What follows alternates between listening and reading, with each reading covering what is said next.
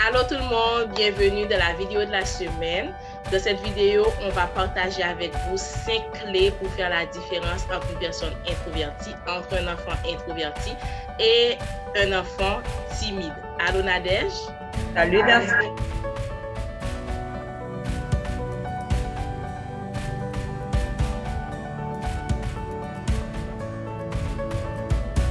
La timidité, c'est un comportement et non un trait de personnalité.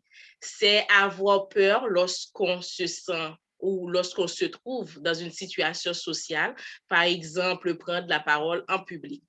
On a souvent tendance, en tant que parent, peu importe la personne, on a souvent tendance à confondre ces termes, mais il y a une différence entre timidité et introversion. C'est vrai, en psychologie, certains aspects sont similaires, mais c'est vraiment important de connaître les différences pour traiter que ce soit un enfant introverti ou un enfant timide de la manière la plus adéquate. En général, on assimile facilement la timidité à l'introversion, ce qui n'est pas le cas du tout. On parle de timidité quand la personne manque de confiance en elle, d'aisance et d'assurance dans ses rapports sociaux et en même temps, elle craint l'opinion des autres et la peur du jugement social. Tandis que les introvertis, ils évitent le contact prolongé avec les autres. Mais dans leur cas, il ne s'agit pas d'un problème de confiance de soi, mais uniquement de leur nature. Ils se sentent donc plus à l'aise dans les lieux où il y a peu de stress, peu de gens et aussi quand il y a peu de bruit. Vous allez remarquer qu'un enfant introverti n'aura pas tendance à vous raconter sa journée ou à vous confier ses tracas. Pour le savoir, vous devez, en tant que parent, le questionner.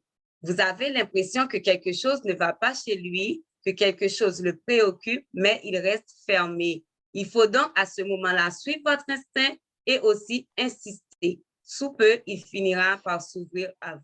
Maintenant, on va vous expliquer, on va vous montrer c'est quoi les caractéristiques d'un enfant timide. Pour la timidité, l'effet physique est très, très présent. Les personnes timides peuvent rougir ou se mettre à transpirer. Elles ont les jambes qui vacillent lorsqu'elles se trouvent en contact avec d'autres personnes. Et parfois, un contact visuel, juste on regarde la personne, ça suffit pour que ces enfants-là manifestent leur réaction physique, c'est-à-dire qu'ils commencent à rougir. Les enfants timides ne veulent pas forcément être seuls, mais ils craignent d'interagir avec les autres. Ils n'osent pas s'exprimer car ils craignent la réaction des autres. Ils ne cherchent pas forcément la solitude, mais étant donné que c'est plus fort, ils préfèrent la sensation de mal-être qu'ils ont face à d'autres enfants ou jeunes. Ils aimeraient rejoindre les autres, mais ils ont très peur. Cependant, les introvertis, de leur côté, se referment quand il y a trop de monde. La foule, le bruit, ceci leur prend beaucoup d'énergie, ça leur épuise. Ils se sentent vite noyés et ils ne supportent pas les lieux où il y a trop de monde.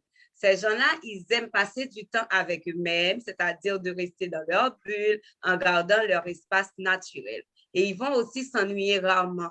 Cependant, ces enfants aussi, ils se sentent vidés émotionnellement après avoir passé du temps avec les autres personnes. Ainsi, les personnes introverties, de leur côté, ils choisissent de ne pas être dans certains cercles sociaux, mais ils n'ont pas de complications psychologiques qui en résultent de ça. Au contraire, les timides, de leur côté, ils essaient, ils vont se sentir dépassés par certaines circonstances, ce qui provoquera chez eux de l'anxiété ou de la frustration. Les introvertis, de leur côté, ils n'apprécient pas les conversations pour ne rien dire. Ils aiment des conversations qui ont toute une certaine substance. Ils ne sont pas antisociaux, mais cependant, ils sélectionnent avec soin leur entourage. Il faut encourager vos enfants à faire des activités avec des personnes qu'ils connaissent et aussi à pratiquer des conduites sociales comme l'expression corporelle et le contact visuel. Il faut répéter ce que l'on va dire, surtout lorsqu'on est avec des gens que l'on ne connaît pas. Si l'enfant doit improviser, ceci va accentuer son mal-être et lui rendra encore plus frustré. Il faut se donner du temps. Quand on a un enfant qui est timide, il faut donner beaucoup, beaucoup de temps à cet enfant-là parce que la timidité ne se dépasse pas du jour au lendemain. Mais elle peut s'améliorer en faisant certaines activités sociales avec des personnes, avec des enfants, avec des jeunes qui partagent un intérêt commun. Alors, c'est tout ce qui m'est fait à notre vidéo. On vous dit merci d'avoir été là. Comme toujours, si vous avez aimé la vidéo, n'oubliez pas de la partager, de nous laisser des commentaires, de vous abonner à notre page et on vous dit à bien vite pour une nouvelle vidéo.